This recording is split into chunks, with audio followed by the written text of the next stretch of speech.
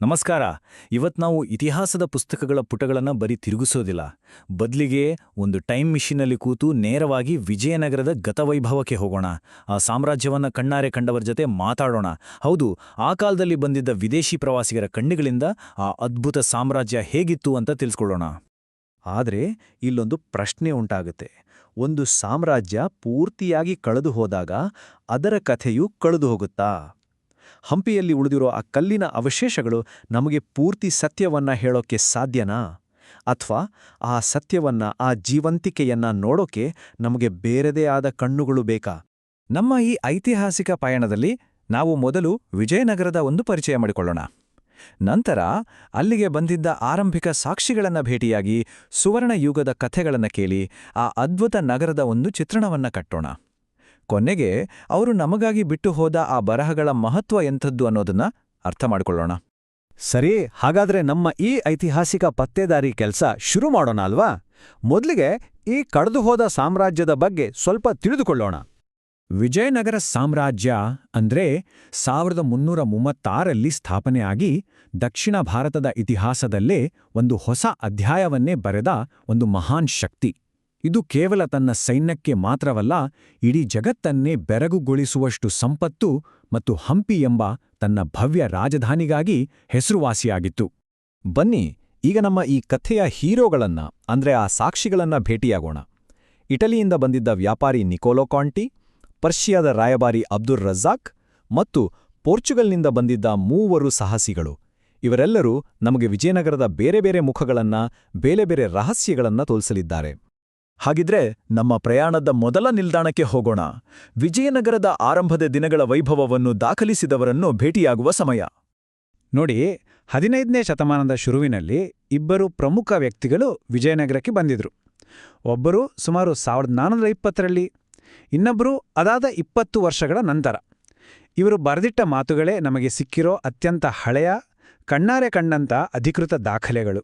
ಮೊದಲಿಗೆ Niccolo Conti, ಇಟಾಲಿಯಿಂದ ಬಂದಿದ್ದ ಒಬ್ಬ ವ್ಯಾಪಾರಿ.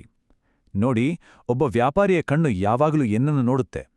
ಲಾಭ, ನಷ್ಟ, ಸಂಪತ್ತು, ಮಾರುಕಟ್ಟೆ ಅಲ್ವಾ? ಹಾಗಾಗಿಯೇ ಅವನ ವರದಿಗಳು ನಮಗೆ ವಿಜಯನಗರದ ಆರ್ಥಿಕ ಶಕ್ತಿಯ ಒಂದು ಅದ್ಭುತ ಚಿತ್ರಣವನ್ನು ಕೊಡ್ತವೆ. ಹಾಗಾದರೆ ಕಾಂಟಿಯ ಕಣ್ಣಿಗೆ ವಿಜಯನಗರ ಹೇಗಿತ್ತು? ಅದೊಂದು ಬರೀ ನಗರವಾಗಿರಲಿಲ್ಲ, ಅದೊಂದು ಬೃಹತ್ ಮಹಾನಗರ.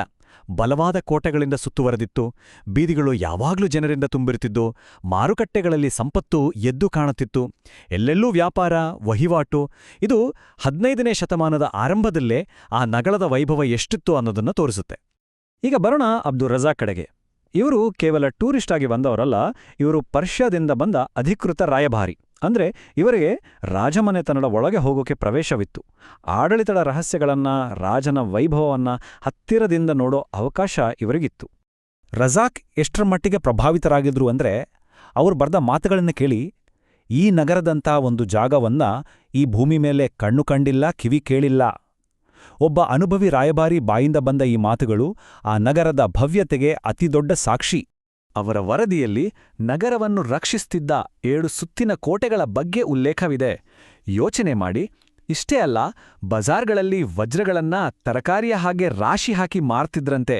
ಇದಲ್ಲದೆ ಅತ್ಯಂತ ದಕ್ಷ ಆಡಳಿತ ಮತ್ತು ಮುಖ್ಯವಾಗಿ ಎಲ್ಲಾ ಧರ್ಮದವರು ಒಟ್ಟಿಗೆ ಬದುಕ್ತಿದ್ದ ವಾತಾವರಣದ ಬಗ್ಗೆನೂ ಅವರು ಬರೆದಿದ್ದಾರೆ. ಈಗ ನಮ್ಮ ಟೈಮ್ ಮಿಷಿನ್ನ ನೇರವಾಗಿ ವಿಜಯನಗರದ ಸುವರ್ಣಯುಗಕ್ಕೆ, ಅಂದ್ರೆ ಸಾಕ್ಷಾತ್ ಶ್ರೀಕೃಷ್ಣದೇವರಾಯರ ಕಾಲಕ್ಕೆ ಕೊಂಡೊಯ್ಯೋಣ. ಡೊಮಿಂಗೋ ಪೇಸ್ ಈತ ನಿಜವಾಗ್ಲೂ ಅದೃಷ್ಟವಂತ. ಯಾಕಂದ್ರೆ ವಿಜಯನಗರದ ಇತಿಹಾಸದಲ್ಲೇ ಅತ್ಯಂತ ಪ್ರಸಿದ್ಧ ರಾಜ ಕೃಷ್ಣದೇವರಾಯರ ಆಳ್ವಿಕೆಯಲ್ಲೇ ಇವರು ಅಲ್ಲಿಗೆ ಬಂದಿದ್ದು. ಆ ಸುವರ್ಣ ಯುಗವನ್ನ, ಆ ವೈಭವದ ಶಿಖರವನ್ನ ಕಣ್ಣಾರೆ ನೋಡಿದವರು ಇವರು.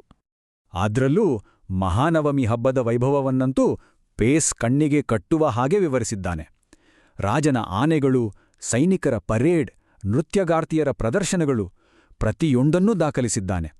ರಾಜನ ನ್ಯಾಯಯುತ ಆಡಳಿತ ಮತ್ತು ರಾಜಧಾನಿಯ ಸಾಟಿಯಿಲ್ಲದ ಸಮೃದ್ಧಿಯ ಬಗ್ಗೆ ಅವರು ಬರೆದ ಮಾತುಗಳು ಇತಿಹಾಸದಲ್ಲಿ ಅಚ್ಚಳಿಯದೇ ಉಳಿದಿವೆ. ನಮ್ಮ ಪಟ್ಟಿಯಲ್ಲಿರೋ ಕೊನೆಯ 2 ಸಾಕ್ಷಿಗಳು. ಇವರು ಪೋರ್ಚುಗೀಸರೇ, ಡುವಾರ್ಟೆ ಬಾರ್ಬೋಸಾ ಮತ್ತು ಫರ್ನಾವೋ ನುನೀಸ್. ಇವರಿಬ್ಬರೂ ವಿಜಯನಗರವನ್ನ 2 ಬೇರೆ ಬೇರೆ ಆಂಗಲ್ನಿಂದ ನೋಡಿದ್ರು.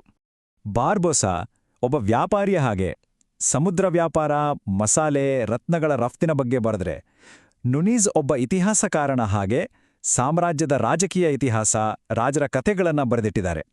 ಸಿಂಪಲ್ ಆಗಿ ಹೇಳೋದಾದೆ, ಒಬ್ರು ದುಡ್ಡಿನ ಕಥೆ ಹೇಳಿದ್ರೆ ಇನ್ನೊಬ್ರು ಆ ದುಡ್ಡನ್ನ ಆಳ್ತಿದ್ದ ಪವರ್ ಬಗ್ಗೆ ಹೇಳಿದ್ದಾರೆ. ಸರಿ, ಇಷ್ಟೊತ್ತು ನಾವು ಬೇರೆ ಬೇರೆ ಸಾಕ್ಷಿಗಳ ಮಾತುಗಳನ್ನ ಕೇಳಿದ್ವಿ. ಈಗ ಎಲ್ಲವನ್ನೂ ಒಟ್ಟು ಸೇರಿಸಿ ಆ ಅದ್ಭುತಗಳ ನಗರವಾದ ವಿಜಯನಗರದ ಒಂದು ಫೈನಲ್ ಚಿತ್ರಣವನ್ನ ನೋಡೋಣ. 7. ಇದೊಂದು ಕೇವಲ ನಂಬರ್ ಅಲ್ಲ, ಇದು ವಿಜಯನಗರದ ಭದ್ರತೆ, ಅದರ ವಿಸ್ತಾರ, ಅದರ ಅಗಾಧ ಶಕ್ತಿಯ ಸಂಕೇತವಾಗಿತ್ತು. ಅಬ್ದುರ್ ರಜಾಕ್ನನ್ನ ಅಷ್ಟೊಂದು ಬೆರಗುಗೊಳಿಸಿದ ಆ 7 ಸುತ್ತಿನ ಕೋಟೆಗಳು. ಹಾಗಾದ್ರೆ ಈ ಎಲ್ಲರ ಮಾತುಗಳಿಂದ ನಮ್ಗೆ ಸಿಗುವ ಚಿತ್ರಣ ಏನು? ವಿಜಯನಗರ ಅಂದ್ರೆ ಅದೊಂದು ಬರೀ ರಾಜಧಾನಿಯಲ್ಲ, ಅದೊಂದು ಭವ್ಯವಾದ ಬೃಹತ್ ಮಹಾನಗರ.